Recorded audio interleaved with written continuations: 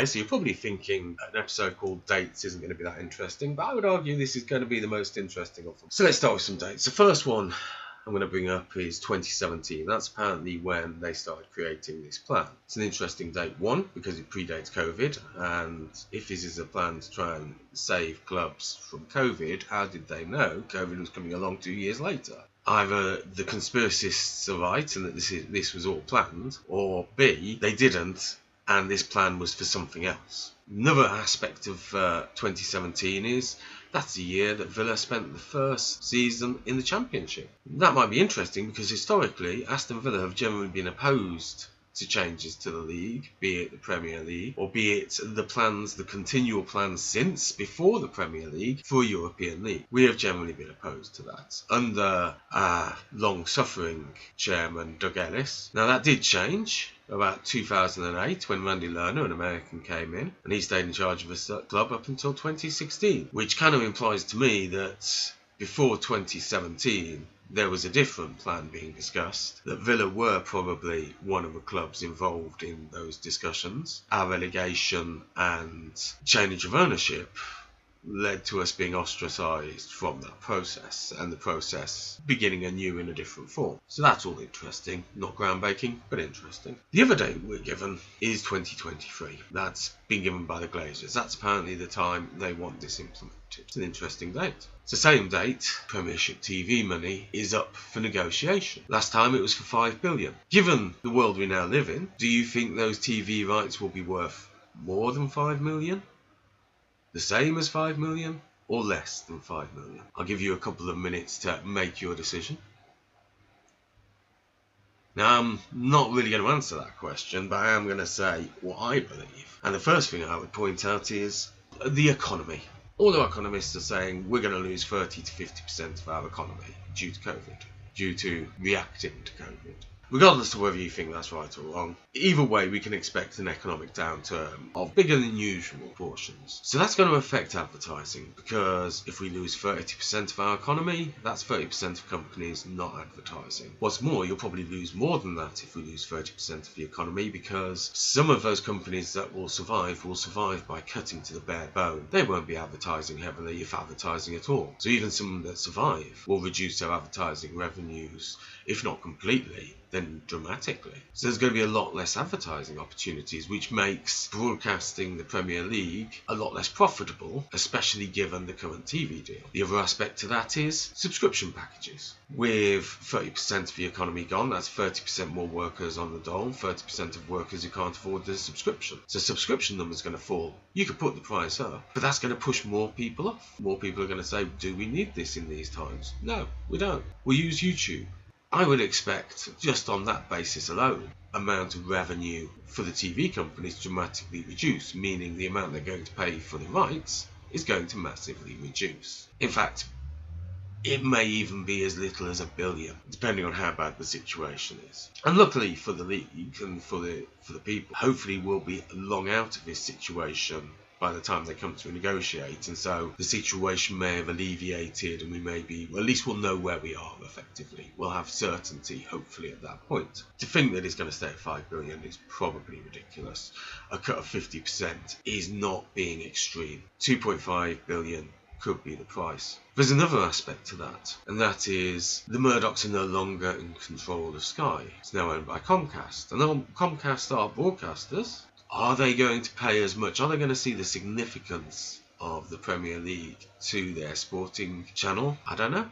They may overpay, but I think they may even underpay. And here's the other aspect of that. Who are they bidding against? BT, who were the major competitor in recent years to Sky, aren't looking at continuing their TV subscription channels. They're looking to wind them down once deals end. They've decided it was a failure. I mean, it was a half-hearted effort, so I'm not surprised it was a failure. You create a couple of sports channels, go, oh, we're a multimedia company. No, you need to have a bit more than that. Maybe a prime channel for drama and comedy and, normal TV. Maybe that would have helped you, but you just went for the sport and made a mess of it. So they've left. They're not bidding, so that's going to be a downward pressure because there's less bidders for it. There's also the wealth of packages that they now offer. They've expanded the packages to include internet a package. Well, that kind of undermines your other packages, doesn't it? Because if I can just go on the internet, get the highlights in 5 minutes without having to go for every other club, why would I watch Match of the Day? Why would I watch, I don't know, whatever the Sky Sports Monday Night Football or Saturday or whatever? Why would I watch that when I can just go to YouTube and get it from there? All of these factors are going to push down the value of the total TV rights. So that's why Manchester United are so willing to give them up. They feel they've already lost them. They've already gone. And that's why they're offering such a generous deal. That 25% right now is 25% of 5 billion. But in 2023, it could be 25% of 2 billion. So less than they're getting now. And they know that, and they knew that when they made the offer. And unfortunately, it looks like some of the owners of the clubs weren't paying attention, aren't thinking, hey, what's happening after the next 6 months? And I can understand that. It's tough right now. But there's problems further down the road with the TV money. Make no mistake of it. That's why the Glazers are willing to give up the TV. Well, it's not why they're willing. They're giving up the TV money because they're looking for something better. They're looking for European money. And let's be honest, in the current state with the Spanish league, they're all going to be affected the same. Even the Champions League will see revenue cut. This is a time for a lot of the big clubs, your Barcelonas, your Real Madrids, who are in financial trouble, make no mistake. There's a reason Gareth Bale was forced off Real Madrid's books, and there's a reason why Barca are in a complete mess. You know, they are ready for a European league. The top Portuguese clubs, Sporting Lisbon, Benfica, Porto, they're ready for a European league. Rangers and Celtic have been ready for a European league since before the Premiership. So there's a lot of clubs ready for that and seeing that as the answer to the impending problems of TV money that's going to happen across all leagues.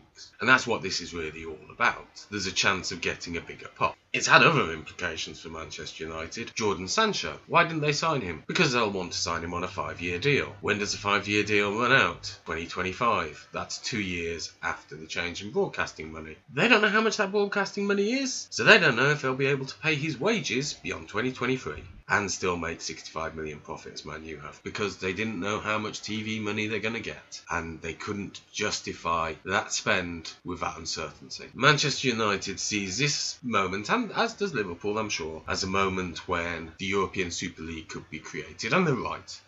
But yeah, this was a disingenuous offer. Realistically, you're being offered something that's meant to have a value, but realistically, in the eyes of those offering it, its value is massively diminished already. That's why 2023 is a year it's got to be in place by. That's why there's a rush on, because Man U needs to do something about its revenues. And given that at the point the TV money runs out, they'll have the crowds back, they've got to be have room to manoeuvre. At least that's their belief. But they haven't got long, and they need certainty. As I'm sure does Liverpool. That's probably why Liverpool struggled with Werner. Chelsea, 1.4 billion in debt, don't care. Just don't care. Fair play rules don't matter. Rules don't matter. That's why the dates are important. There is, of course, another option, and that's the direct subscription to the club. That the clubs take on their own TV rights. And I think this is something that the Glazers are especially keeping an eye on, as are probably Liverpool and Chelsea. If they can get the right to decide what TV rights are being offered. So if they do get the 9 stakeholders, all of which probably have reasonable revenue from subscription services already, I'd imagine. Maybe not Southampton, I'd imagine the rest. They can choose what packages are on offer, and that would be a sensible thing to reduce the packages on offer. However, what I would oppose is that they create their own channels, and their own channels are their only way of viewing content.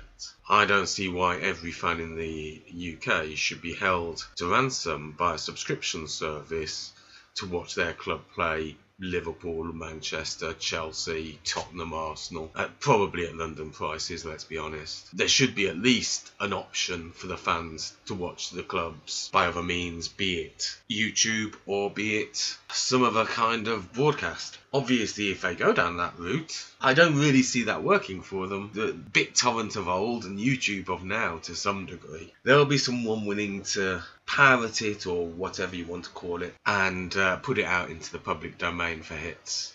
Hits are king. What would I know about hits are king? But it's okay. There are many offshoots from this, but I guess the primary one is, if this gets passed, prepare for a paywall for every match. All content goes behind a paywall, and it'll be the club's paywall. And maybe you'll get a team pass, but I guess it'll probably be quite expensive. So that's dates for you.